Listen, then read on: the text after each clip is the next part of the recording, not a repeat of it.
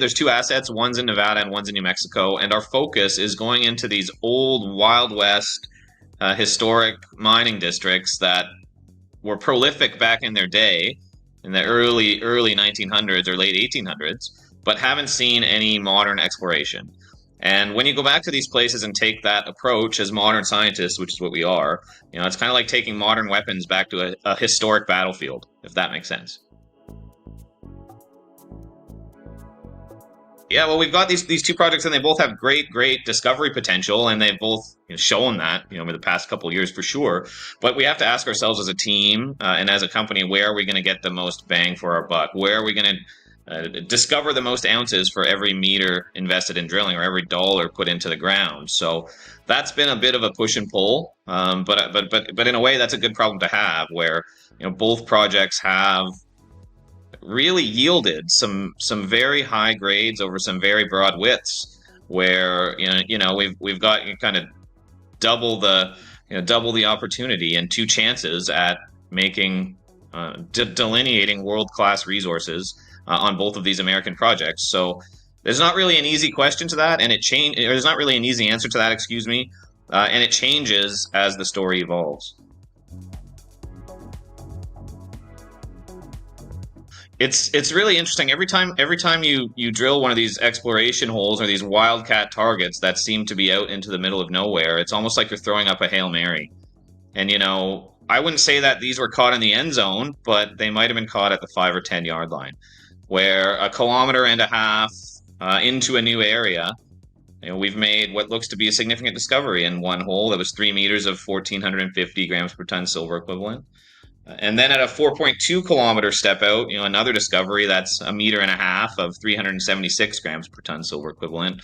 So, to put that into perspective, if this area produced over, a length of 4 kilometers, which it did way back when in the early part of the 20th century, well, we've just found mineralization 4 kilometers further along that trend. So, it's going to take a lot of work. But, the sense of scale here could be very significant, very, very significant.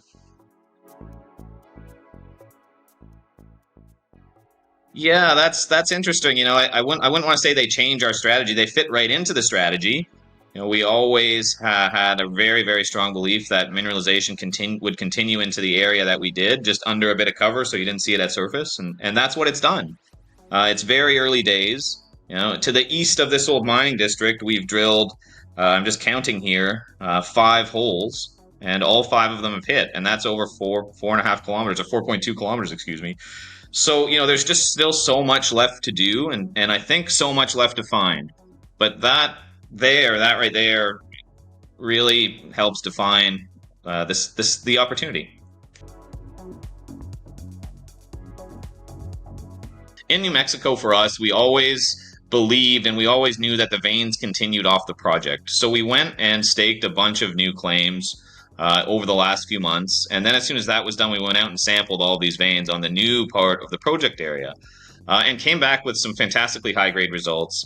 Over 8,000 grams per ton silver equivalent in one sample, 6,000 grams per ton in another, and lots of stuff that's over 1,000. So why does that matter? Why is 8,000 grams per ton good? Like, what does that mean? It's just numbers. Well, that's really some of the highest grades that I personally have ever seen at surface. But that really gets into the next part of your question about how does how does surface sampling compare to drilling? Well, surface sampling really just gives us an idea of, is there mineralization there along the surface? Is there good stuff there? Of course, you want it to be as high grade as possible. That's always, higher grade is always better than lower grade. That goes without saying. But what drilling does for us is it gives us that third dimension, that underground dimension, where you can start to get a real sense of how large something could be from a mining perspective, and not just at surface. So that's really an important step in any exploration program, is drilling. And for us, we're going to be back to New Mexico drilling some other targets that are a little more advanced. Planning to start that in the next couple months here. Be in there probably late September or early October.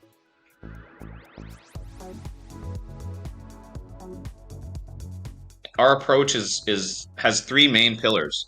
And I talk a lot about the exploration approach and the grades that we get in the drill results. and that type of the science that we're doing. But the other pillar, one of the other pillars is environment.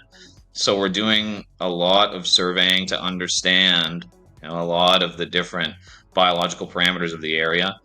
And then number three, the third pillar is engagement with community, because I think engaging with people is very important. Mining can have a very, very positive impact economically in local, in any community that it operates, especially in the first world, where we have real rules in place around labor, environment, and things like that. So I like to engage to explain the benefits of mining, but also with the fact that, hey, these places that we're working in might not be used to having mining operating or exploration operating in their areas, since the last time these places were mined was maybe 100 years ago or 70 years ago or something like that. So to reintroduce people to what the benefits are while we're operating there, and hey, you're going to see us around. You're going to see us in the gas station. You're going to see us at the coffee shops and places like that. Will come up to us and ask us questions. We're always happy to explain, what we're doing and what we're planning. So it's about building a partnership early, and doing what you say that you're going to do is very important in a way that helps build trust between everyone.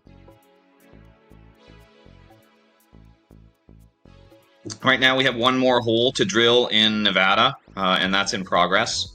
And then we're going to rotate back to New Mexico, again, starting there late September, early October, something like that, to test some new targets that we think have very good potential to host significant mineralization. And really the goal there is to keep drilling out high-grade silver and gold, which is what we've been very successful at on both projects here over the last couple of years, to start to show a sense of scale and to show a clear path to what I think will be a critical mass in terms of ounces in the ground. So yeah, that's what our goal is for the next 6 to 12 months, is just continue to grow our assets, grow our ounce base, and show what I think will be a critical mass that should turn some heads.